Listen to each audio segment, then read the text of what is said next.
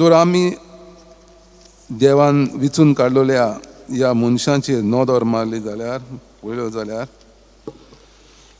सान पेद्रू हो एक मासडी धरनार रांपोणकार.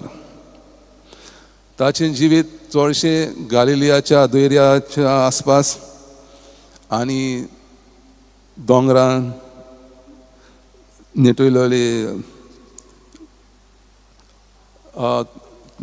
गांव.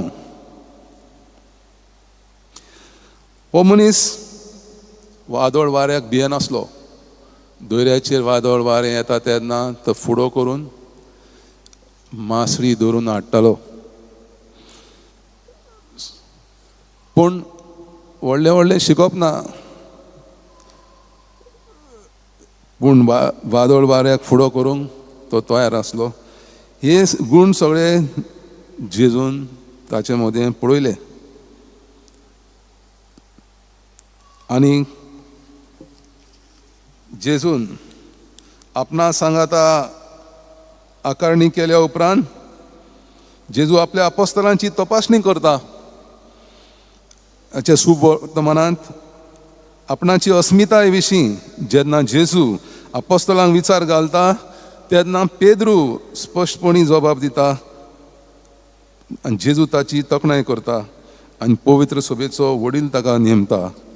दुसऱ्या शिसांनी लोक जेजू कोण तो ताका सांगलें, पूण तांकां स्वताक जेजू कोण तो ते सांगूंक शकूंक ना.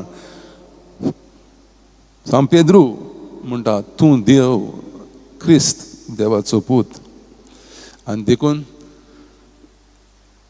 मागणें केल्या उपरांत जेजू असल्या साद्या मनशाक वेंचून काडटा.